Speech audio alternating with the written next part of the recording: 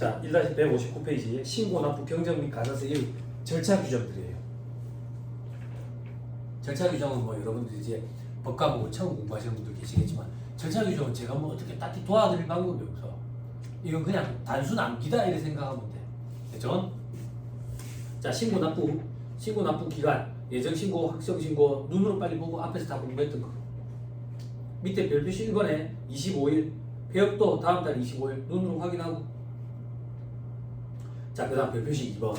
이런 내용으로 문제를 구상한다면 저는 문제의 퀄리티가 굉장히 높아질 거다라고 생각을 하는데 아직까지는 없었어요. 자, 이게 뭔데? 확정 신고 때만 하고 예정 신고 때는 적용 안 되는 규정.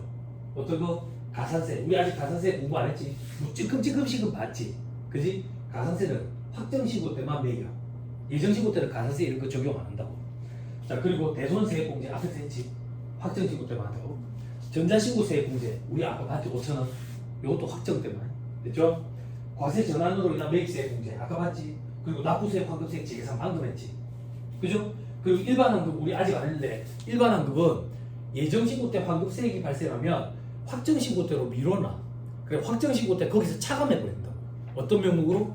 예정신고 미환급세액이라는 명목으로 뒤로 미뤄놔.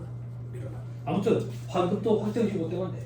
그리고 의제매입세액 공제는 예정 확정 때 각각 다 하는데 한도 계산만 확정 때 안 된다. 그죠? 기억나죠? 오케이 됐습니다. 넘어갑니다. 자, 그 다음 사업자별 신고 의무 돼 있죠? 그죠? 자, 일반 법인은 예정 신고, 확정 신고 다 해. 자, 밑에 개인은 예정 신고 안 해. 요거 첫 시간에 얘기했다고. 개인은 예정 고지를 한다 했지. 고지를 해가지고 그 고지서에 나와 있는 금액대로 납부를 하게 된다고. 됐죠? 확정 신고 의무는 있고. 됐습니까? 그런데 말이 법인이지 개인이나 마찬가지인 법인들이 있어. 그런 법인들을 영세법인 사업자라고 불러. 영세법인. 실제로 이런 경우들이 있거든. 어떤 경우냐면 만약에 내가 현수막 이런 거 설치하고 다니는 일을 한다든지 간판 이런 일을 하는데 정부 유관기관이랑 같이 계약을 맺어가지고 한대. 그럼 정부 유관기관에서 나한테 요청을 하는 경우가 있어. 입찰이나 계약을 들어올 때 법인 형태로 좀 들어왔으면 좋겠다라고 이렇게 얘기할 때가 있어. 개인 사업자는 좀 꺼려가지고. 그러면 나는 아직 영세하지만 법인 형태로 사업장을 운영하게 되겠지. 그런 사람들 얘기하는 거야. 그럼 얼마나 영세해야 되는데 밑에 별표시 1번. 직접 과세기한 공급가액 합계액 1억 5천도 안 돼. 이런 데는 개인이나 마찬가지라고 본다 그 얘기야. 그러니까 개인이나 마찬가지로 개인이나 마찬가지로 보면 어떻게 하겠다는 얘긴데 예정 신고 안 하고 얘들도 예정 고지하겠다. 그게 위에 두 번째 칸에 개인 및 영세 법인 사업자 이렇게 묶어놓은 거야. 됐죠? 그죠? 됐죠? 얘들도 예정 고지하고 납부를 한다. 됐죠? 밑에 별표시 2번. 만약에 1,000원 미만의 단수가 있을 때는 단수 금액은 버린다. 즉 예정 고지를 할 때 1,000원 단위까지만 고지가 돼. 됐죠? 근데 위에 표에 보니까 두 번째 칸에 특례 이래가지고 돼 있죠. 옆에 보니까 예정 신고 한다 이렇게 돼 있죠. 동그라미. 여기가 뭔지 한번 찾아보죠. 별표시 3번.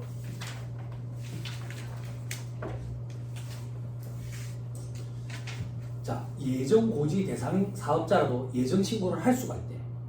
어떤 경우냐? 휴업이나 사업 부진으로 각 예정 신고 기간의 공급가액 또는 납부세액이 직전 과세기간 공급가액 또는 납부세액의 3분의 1에도 미달하는 자. 2분의 1 아니야. 시험에 2분의 1로 등장한 적이 있어. 3분의 1에도 미달하는 자. 이건 어떤 경우인데?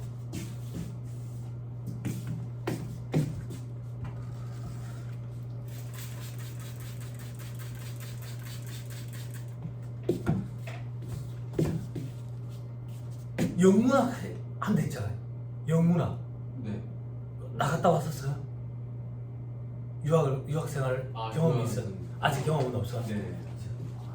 앞으로도 또 생길 수가 있지.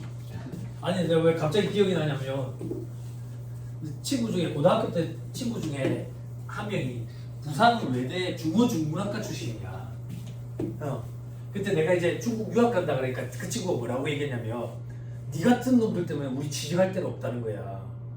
왜?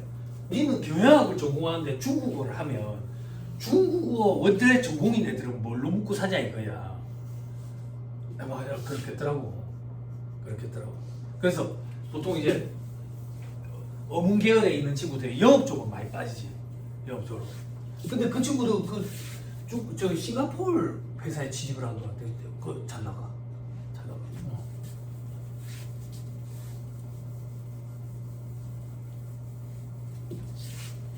요즘에 학생들 힘들다고 스펙 그러는데 스펙은 절대 다 채워지지 않아. 채워지기 전에 새로운 스펙이 자꾸 더 생기거든. 결혼이랑 똑같아. 결혼은 준비해가지고 하는 게 아니에요. 결혼 준비가 다 되면 우리는 내일 죽어. 내일 죽어. 준비가 안 된 상태에서 그냥 하는 건데 스펙도 뭐 어쩌겠어. 나보다 뛰어난 사람은 분명히 또 존재하거든. 그러니까 내가 만족할 만한 수준으로 채운다는 게 쉽지 않은데. 자, 제발. 자, 25년 2기, 26년 1기 예정이야. 얼마 전이었다고. 예정 고지납부를 한다고. 언제까지? 4월 25일까지 고지납부야. 그럼 고지는 어떻게 되는데? 직전 과세기간 6개월치지. 요때 납부세액의 반절을 딱 끊어. 납부세액 만약에 100만 원이었다고 가져갈게. 그럼 요거에 반절을 딱 끊어가지고 50만 원을 고지하고 납부한다고. 그런데 올해 상반기 때 내가 죽 쓴 거야. 좋은 일은 아니지만 코로나 또 이래가지고 장사가 안 됐어. 장사가 안 돼가지고 올해 상반기에 예정 신고 기간 3개월치 실적을 냈더니 부가세 신고하듯이 이렇게 실적을 가지고 부가세 신고 자료를 세팅을 해봤더니 30만 원밖에 안 되는 거야. 부가세가. 그러면 직전 과세기간 납부세액의 3분의 1보다도 적잖아. 그지? 그러면 뭐 한다고 50만 원을 내놔놓고 나중에 확정신고 때 돌려받을 거냐 이거야. 처음부터 30만 원만 신고 납부하면 되지. 행정 절차도 간소화되고 이게 낫지 않느냐. 그래서 이런 사람들은 특례규정으로 예정신고를 할 수 있도록 길을 열어줬어. 근데 시험에 2분의 1에도 미달하는 자 이렇게 등장했다고. 3분의 1에도 미달하는 자야. 됐죠? 그리고 밑에 동그라미 2번. 조기환급 신청하는 사람들. 조기환급을 신청하는 사람들은 신고를 할 수 있어. 요건 어떤 거냐면 우리 조기환급 조금 이따가 곧 바로 배우는데 말 그대로 환급을 빨리 받는 거지. 환급을 빨리 받으면 이 사람 입장에서는 자금 회전이 되니까 도움이 되겠지. 그런 사람들은 예정 신고를 할 수가 있어요. 됐죠? 저도 요번에 그 예정 신고 2개 저기 조기환급 신고 2개 했거든. 오픈했어. 프랜차이즈 가맹점 오픈했다고. 가맹점비가 1억이야. 매입세 빨리 환급 받아야 될 거 아니야. 아니? 사무실 전화기가 고장이 났네. 근데 사무실에 전화기 한 대니까 고장이 났는지 안 났는지 내가 어떻게 알아? 세무 공무원 내한테 헤드폰으로 전화를 했네. 사무실 전화가 안 된다고. 너무 부끄러운 거지. 그 전화기를 오랜만에 들어봤더니 전화기 아무 소리가 안 들리네. 전화기 고장네. 응?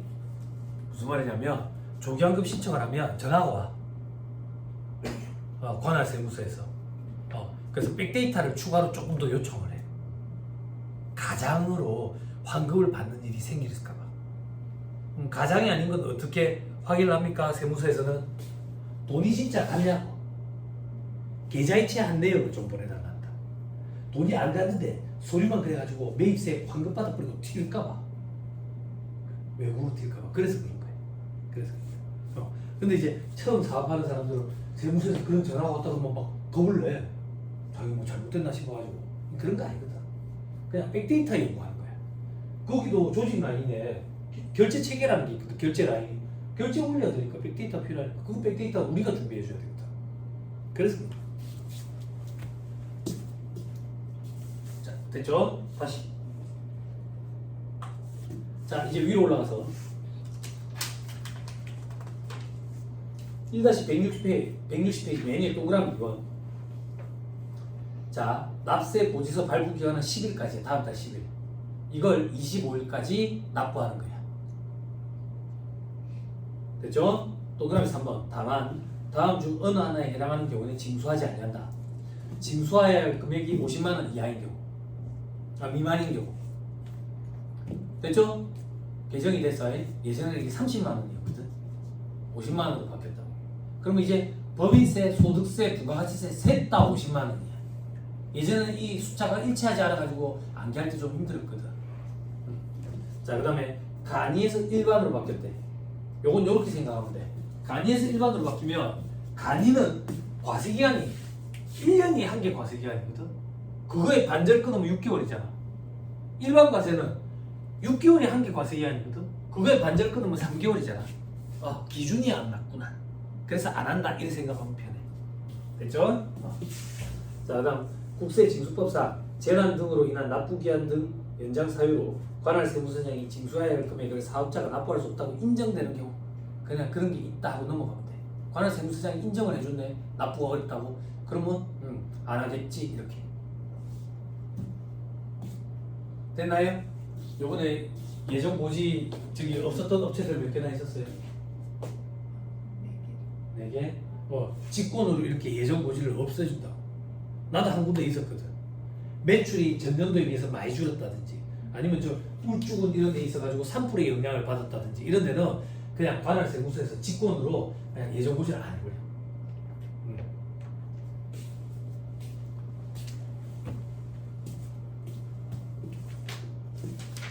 됐죠? 넘어갑니다. 1-161페이지. 1-161페이지 누가 쫓아놨죠?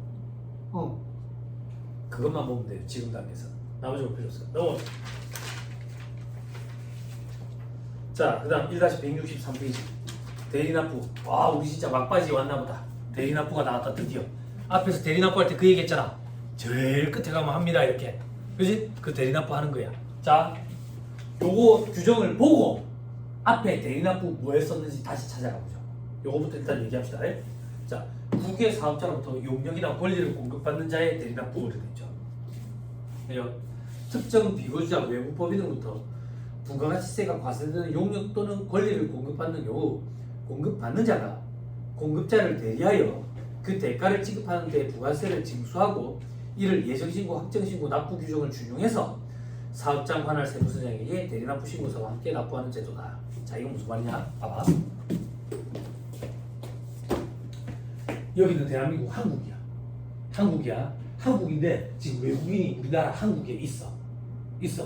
근데 이 사람은 용역을 제공해주고 돈을 버는 사람이래. 그리고 나는 한국에서 장사하는 사람인데 이 사람이 제공해주는 그 용역이 필요해. 그러면 이 사람한테 내가 용역 의뢰를 해. 이 사람이 나한테 용역을 제공해주지. 용역의 공급이네. 그지? 그러면 물건값 용역값을 주고받고 나면 이 사람 부가세 신고 납부해야 될 거 아니야. 그지? 용역값이 얼마인데 1,000만 원이라고 가져갈게. 그럼 나는 1,100을 줄 거 아니야. 부가세 10% 붙여서. 그럼 이 사람은 100만 원을 부가세로 신고 납부해야지. 근데 이 사람은 우리나라에 거주지도 없대. 거주지도 없고 그리고 도망갈 가능성이 있대. 세금을 안 대고 고개 찝찝하다 이거야. 그럼 이걸 어떻게 하면 방지할 수 있는데 내가 이 사람한테 용역값을 줄 때 1,100을 주는 게 아니라 1,000만 원만 주래. 100만 원은요 부가세잖아. 100만 원을 따로 떼놨다가 이 사람을 대신해서 내보고 납부하래. 원래 이 사람이 납부해야 되잖아. 그래서 대리납부야. 대리납부. 됐어요? 비거주자 외국법인이 부가세 신고를 제대로 안 하고 도망갈까봐 그래서 이런 규정이 있는 거야. 됐어요? 됐나요? 그런데 내가 만약에 과세사업자야. 그럼 내가 이 사람한테 1,100만 원을 줬을 때 100만 원은 내 입장에서 매입세액이잖아. 그치? 그럼 나는 공제를 받겠지. 잘 봐. 이 사람 대신해서 100만 원을 냈네? 그리고 내가 100만 원을 공제받네? 이건 뭐 하자는 거야? 의미가 없잖아. 그래서 내가 과세사업자인 경우에는 대리납부 의무가 없어. 실익이었기 때문에. 그럼 내가 과세사업자가 아니면 대리납부 의무가 있어. 혹은 내가 과세사업자인데 이 사람한테 준 100만 원이 매입세 공제 대상이 아니래. 그러면 실익이 또 있지. 대리납부 의무가 있다고. 이제 적용하면 돼. 자, 오른쪽에 공급받는 자. 과세사업자면 상계되고 실익이 없어서 대리납부 의무가 없어. 다만 이게 불공개 대상이래. 그러면 대리납부 의무가 있어. 됐죠? 밑에 if 과세사업자가 아닌 경우, 과세사업자가 아니면 누구야? 면세사업자 또는 비사업자. 비사업자도 해당 사항이 있어.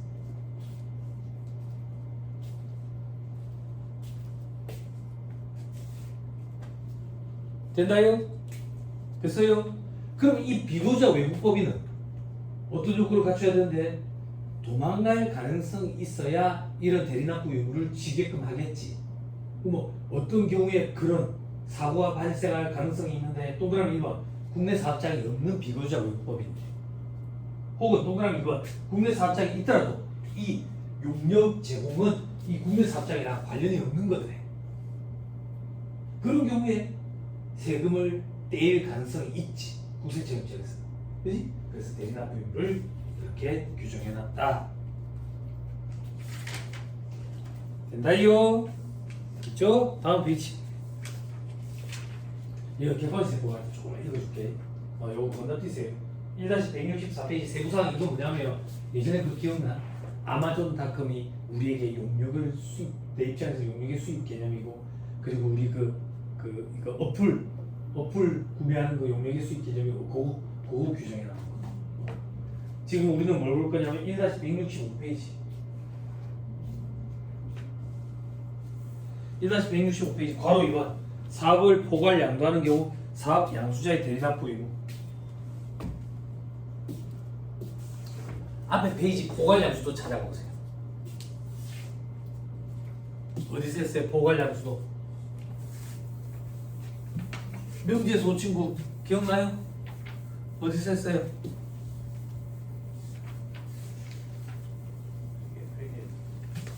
페이지 엮어주세요. 다른 사람들 같이 보게.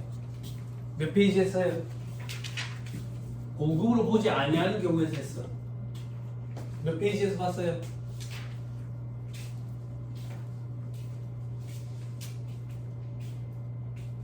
근데 책이 왜 이렇게 깨끗해?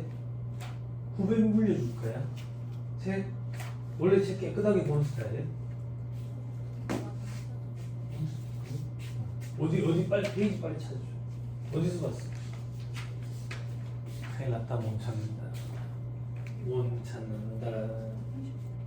1-35페이지 찾았어요? 찾았어요? 그럼 이제 칠판 보세요. 자, 양도자가 있고요. 양수자가 있어요. 양도자가 양수자에게 10억에 넘겨요. 10억에. 그럼 부가세가 얼마인데? 부가세가 1억이에요. 그럼 양도자는 부가세 1억을 매출세로 내야 되고 양수자는 이걸 1억을 공제를 받아요. 그런데 포괄 양수도는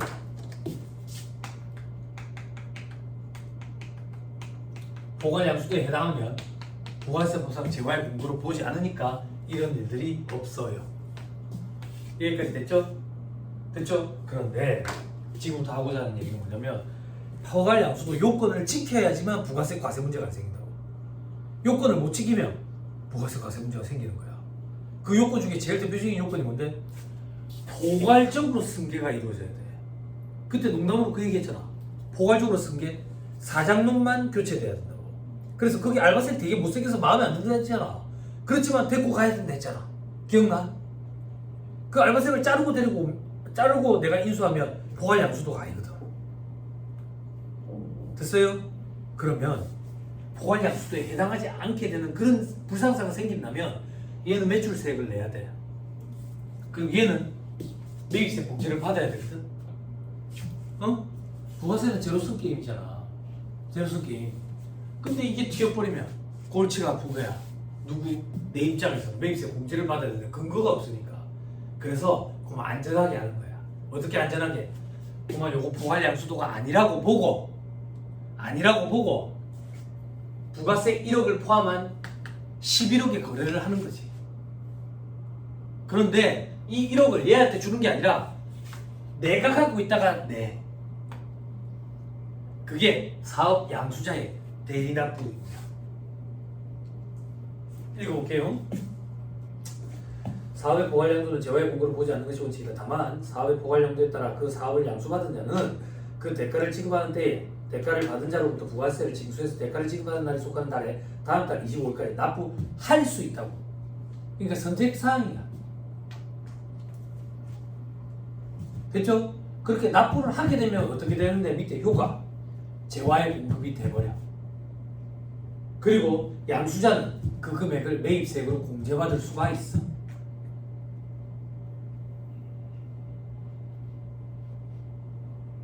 되나요? 됐지요? 됐습니다.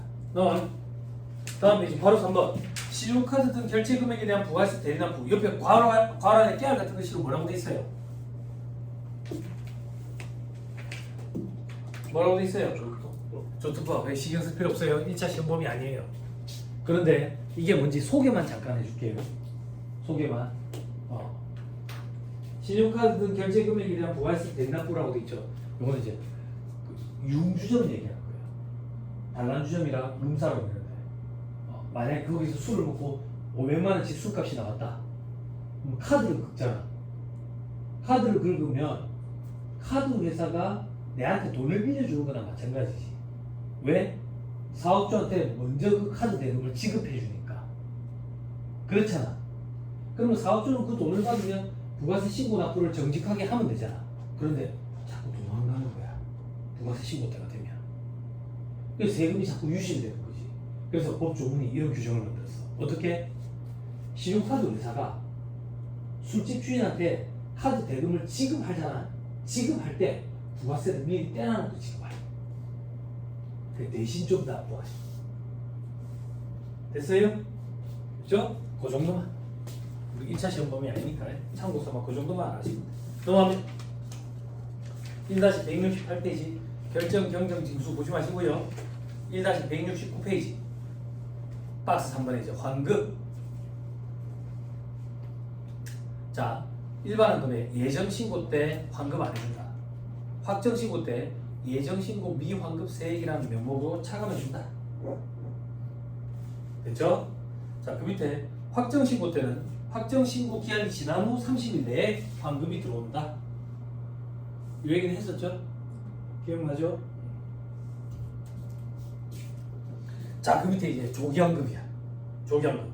조기환급은 말 그대로 빨리 환급이 들어오는 거지. 빨리 환급이. 그런데 아무나 다 조기환급을 신청할 수 있는 게 아니야.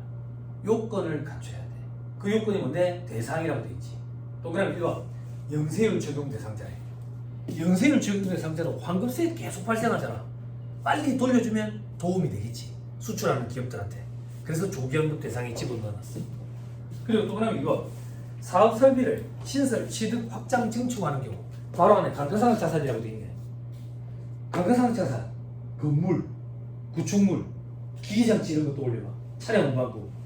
돈이 한두 푼이 아니잖아. 이걸 신설, 취득, 확장, 증축했대. 얼마나 많은 돈이 들어갔겠어. 그럼 그 많은 돈에 대한 10% 부가세도 금액이 적지 않겠지. 크겠지. 이걸 빨리 돌려줘야 현금 자금 회전이 될 거 아니야. 그래서 이것도 조기환급 대상에 넣었다. 됐죠? 마지막 동그라미 3번. 법에서 정한 재무구조 개선 계획을 이행 중에. 법에서 정한 재무구조 개선 계획이 뭔데? 다음 페이지 별표시 2번.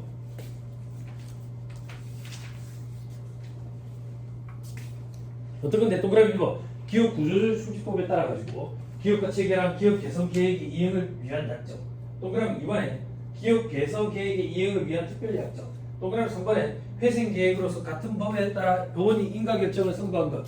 자, 이것들의 공통적인 느낌이 어떤 느낌이 있는, 어떤 뉘앙스가 있는 문구들인데 곧 이 회사가 망할 것 같다라는 느낌이 드는 거지. 곧 망할 것 같은 회사가 환급세액이 발생했대. 빨리 돌려줘야 회생하는 데 도움이 되지 않겠어? 그래서 조기환급 대상에 얘들도 들어가 있다.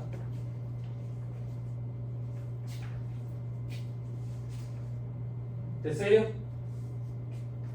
됐죠? 자, 다시 돌아와서 이제 절차 보자. 절차. 동그라미 1번. 예정신고기간 또는 과세기간의 조기환급.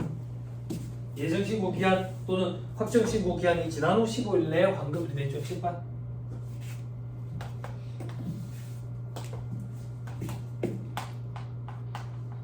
예정신고, 확정신고. 일기라고 하자. 원래 원칙적으로 예정신고 때는 환급이 안 돼. 확정신고 때는 환급이 된다고. 언제? 신고 기한 7월 25일로부터 30일 내에. 그럼 대략 8월 말 정도 되겠네. 그치? 근데 조기환급 땡겨진다. 어떻게 땡겨지는데? 동그라미 1번. 예정신고 기간 또는 과세기간의 조기환급. 예정신고 기한 또는 확정신고 기한이 지난 후 15일 내에 환급. 여기.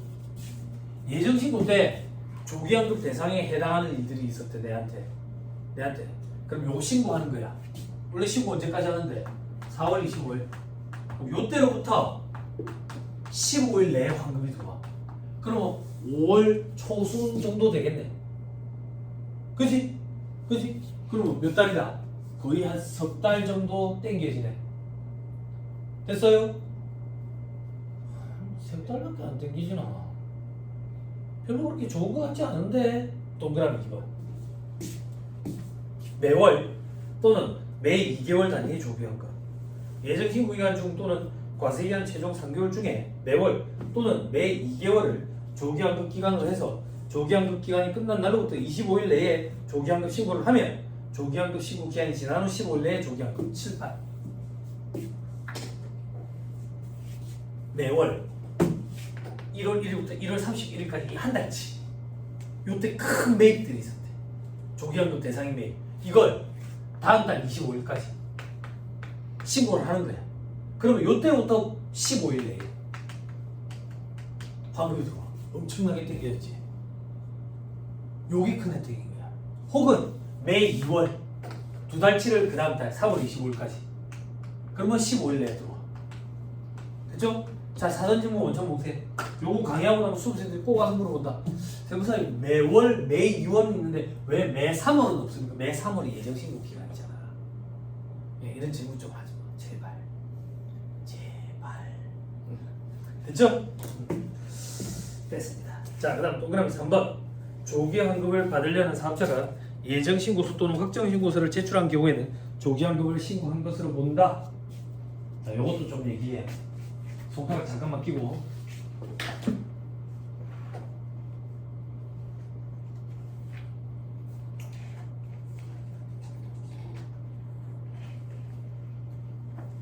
(1-98페이지) 한번 봐보세요.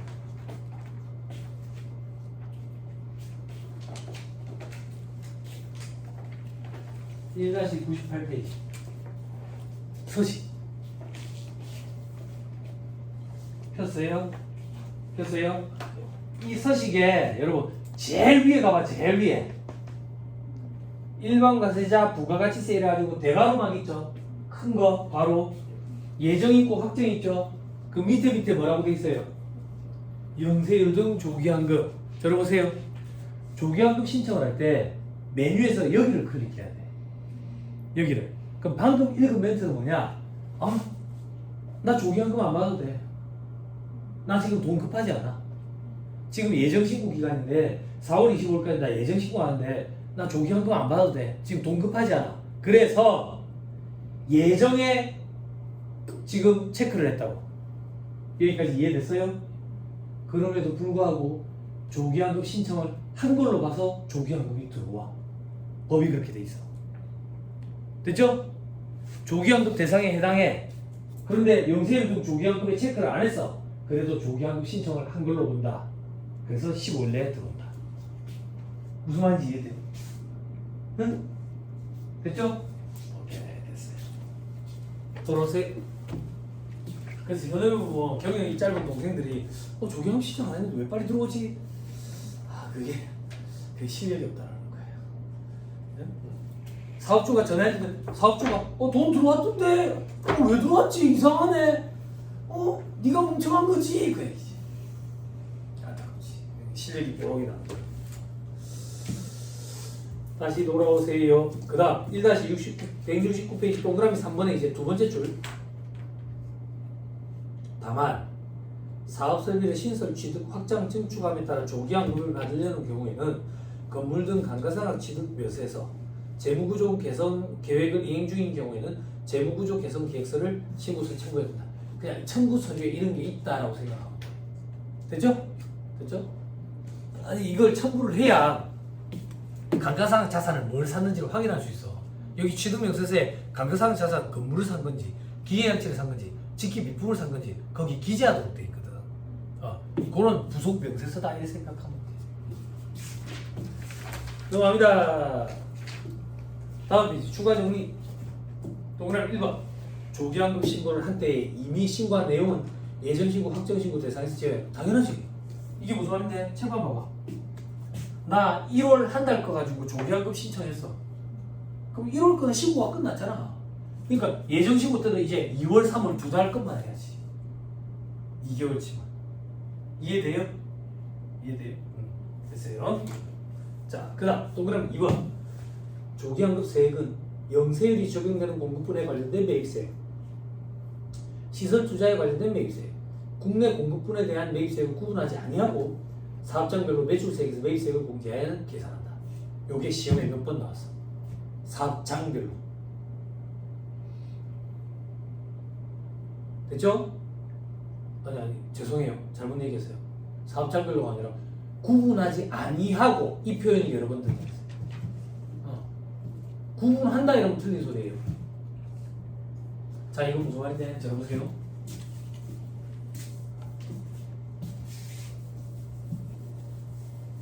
제가 물건을 파는데 국내에도 팔고 수출도 해요. 수출하는 거에 대해서는 그래서 영세율을 적용받아요. 근데 요번에 내가 기계장치 비싼 걸 또 하나 사왔어요. 그래서 제가 부가세 신고를 하는 거예요. 매출세, 매입세 차감해서 납부세액 납부하는데 국내에서 판 거 있잖아. 국내에서 판 거는 매출세액이 100원이래. 매입세액이 80원이고. 근데 내가 영세율 적용받는 거 있잖아. 영세율 적용받는 거. 그럼 매출세액은 없지. 매입세액은 50원이야. 그리고 내가 이번에 기계장치 비싼 거 사온 거 있거든. 그건 얼만데? 매입세액 100원이야. 이럴 때 각각 계산하는 게 아니라 합쳐서 환급 금액을 계산하겠다라는 표현이에요. 그럼 환급이 얼마예요? 130원이 환급이겠죠. 구분하지 아니하고 하겠다라는 얘기예요. 됐죠? 천만다행 아니에요. 법적으로 이걸 구분하라고 우리가 일이 천지겠지. 할 일이 엄청 많아지겠지. 천만다행. 됐습니까? 자, 그 밑에 경정치 환급 이거는 건너뛰어도 될 것 같아. 됐죠? 자, 그 밑에 제 가사세. 가사세 너무 무섭다. 최고봉인데. 근데 손가락 끼고 넘겨봐봐.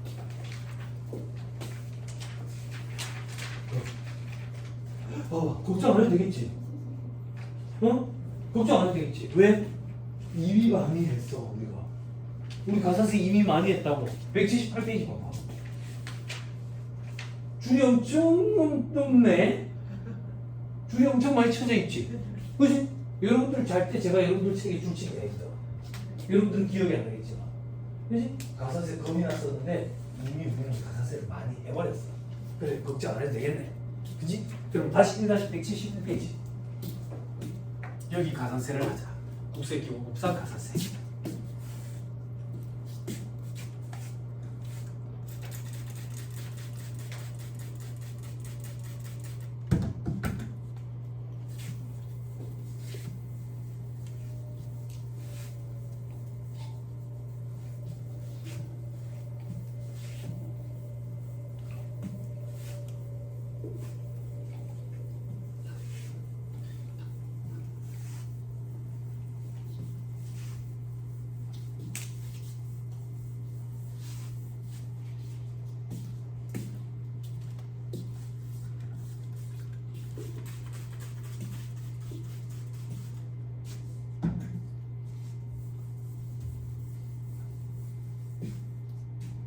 설명을 조금 드려야 돼. 각 세법마다 가산세 규정이 다 있거든. 그건 무슨 말이냐면 여러분들이 세법 이런 부가가치세법, 소득세법, 법인세법만 떠올리잖아. 그지? 근데 우리가 이 세 가지 법을 주요 3법이라 하거든. 그게 무슨 말이냐면 세법은 이거 말고도 많아. 국세기본법, 국세징수법, 국제조세조정에 관한 법률, 조세범 처벌법, 상속세 및 증여세법, 개별소비세법, 지방세법, 조세특례제한법 이렇게 있다고. 세법이 많지. 이 세법마다 각 목별로 가산세 규정이 있으니까 계정을 한 개 하면 계정을 너무 많이 해야 되는 거야.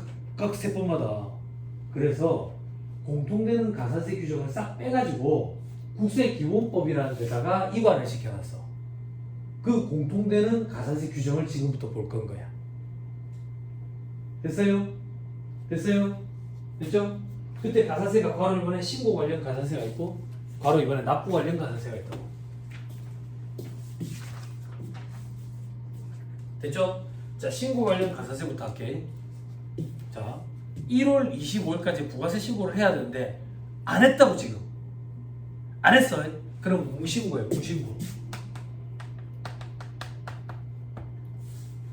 1월 25일까지 부가세 신고를 해야 되는데 하긴 했어. 하긴 했는데 잘못해가 적게 한 거야. 과소신고 이렇게 얘기해. 신고를 하긴 했는데 환급으로 신고해. 환급 받았거든. 잘못해가 너무 많이 환급을 받았어. 초과 환급 신고 이렇게 얘기해.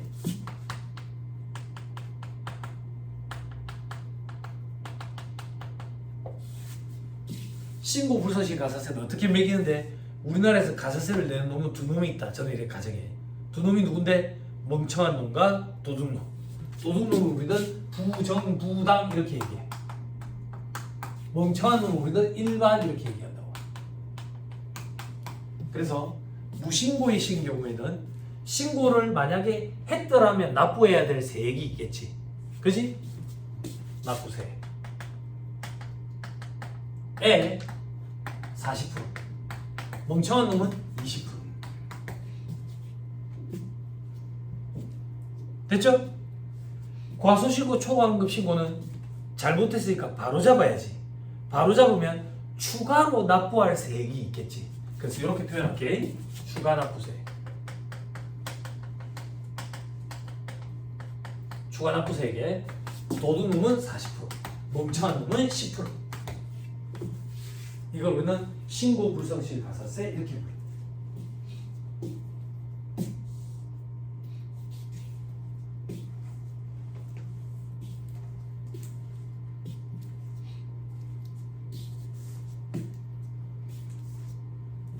요거와 별개로 납부와 관련된 가산세도 있어.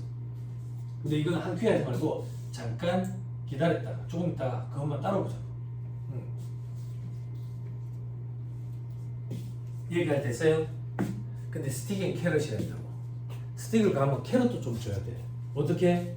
세무 공무원들이 이 한정된 인력과 그 시간을 가지고 일일이 납세자들이 세금 신고한 게 제대로 올바르게 이루어졌는지 검토하는 건 사실상 불가능에 가깝다고. 불가능해. 그래서 어떤 캐럿을 주는데 잘못된 게 있다라고 너가 캐치했으면 바로 잡아라. 너가 스스로.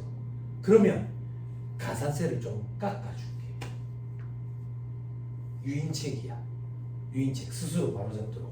그걸 가산세 감면 규정이라고 얘기해. 자, 가산세 감면 규정은 어디 있는데? 저 밑에 동그라미 2번. 무신고 가산세의 감면. 신고를 안 했어. 안 했어. 안 했는데 추후에 해. 그걸 우리는 기한 후 신고 이렇게 얘기해. 이 기한 후 신고를 첫 번째 간 1개월 내에 했대. 그럼 50%를 감면해줘. 3개월 내에 했대. 30%를 감면해줘. 6개월 내에 했대. 20%를 감면해줘.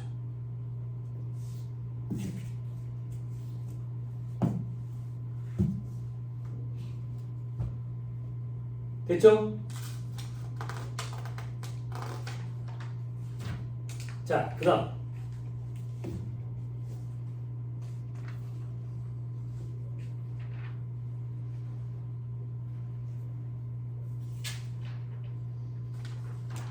그 다음 동그라미 3번 과소신고 초과환급 신고 가산세에 감면되어 있죠?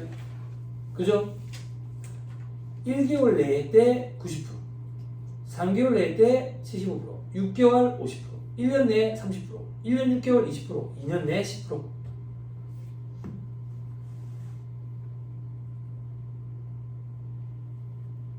됐죠? 근데 동그라미 2번과 동그라미 3번 감면 규정에 둘 다 똑같이 공통되는 문구가 있어. 괄호 안에. 경정할 것을 미리 알고 수정신고서를 제출한 경우는 제외.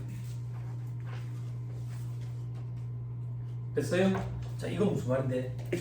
경정은 세무서에서 바로 잡는 거다. 이렇게 생각하면 돼. 결정이나 경정.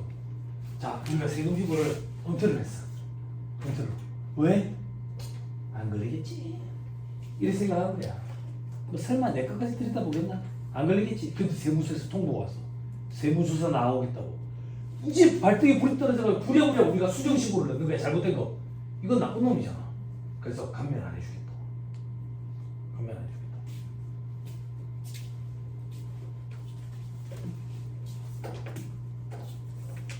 됐죠? 나머지는 보지 말고요. 잠깐 듣고 올리세요. 그러면 1차 시험에는 안 나오는데 이 부정이 뭐냐? 2차 시험 때 국세기본법에서 공부를 하게 되거든요. 저 부정은 국세기본법에서 사기 기타 부정한 행위 이렇게 표현해.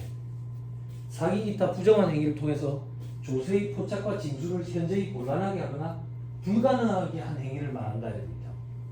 사기 기타 부정한 행위란 조세의 포착과 징수를 현저히 곤란하게 하거나 불가능하게 한 행위를 말한다 이렇게 돼 있다. 그래서 관련 얘기를 보면 세무공무원이 세무조사를 나왔어. 그래서 매출 누락한 거 포착한 거야. 가공기업이 계산한 거 포착한 거야. 포착을 했지. 그럼 불가능한 거야? 불가능한 게 아니잖아. 포착을 했으니까. 그래서 부정이 아니라 일반 가산세를 때려서 그런 얘기가 있어. 그러면 다시 한번 생각해봐. 세무공무원이 세무조사 나와가지고 세금을 포착해서 누락한 걸 포착해서 징수하면 부정가산세를 때릴 수 있는 일은 세상에 존재하지 않겠지. 그래 안 그래? 그지? 불가능하게 한 게 아니잖아. 그지? 근데 그때 표현이 좀 조심스러운데 그때 시대에 따른 트렌드라고 표현하면 좀 그런데 얄짤없이 부정가산세를 때리는 것들이 있어. 한 3, 4년 전에 그런 일들이 있었는데 뭐냐면 요즘엔 또 좀 잠잠해졌는데 차명계좌 한참 차명계좌 많이 들었거든. 차명계좌라는 얘기는 내가 번 매출을 내 명의가 아닌 다른 사람 명의 통장으로 받는 거지. 왜 그렇게 받았겠냐고. 세금을 누락하려고. 이거는 아유 제가 멍청해서 그랬습니다. 잘 몰라서 그랬습니다. 안 돼. 이 사람이 진짜 멍청해서 그런지 도둑놈인지 머리를 똑해서 열어볼 수가 있어? 안 되잖아. 그래서 외관 모습만 보고 바로 판단합니다. 이거 무조건 40% 부정가산세를 때. 그 얘기를 한 게 벌써 3, 4년이 돼. 아무튼 그래서 그런 생각은 하지 마. 수험생들이 이런 얘기를 해주면 그럼 부정가산세를 때리는 일은 세상에 존재하지 않는 거 아닙니까? 이렇게 얘기하는 친구들이 있어. 그렇지는 않아. 사실 그걸 때리는 경우도 있긴 해. 좀 드물었는데. 드물다고.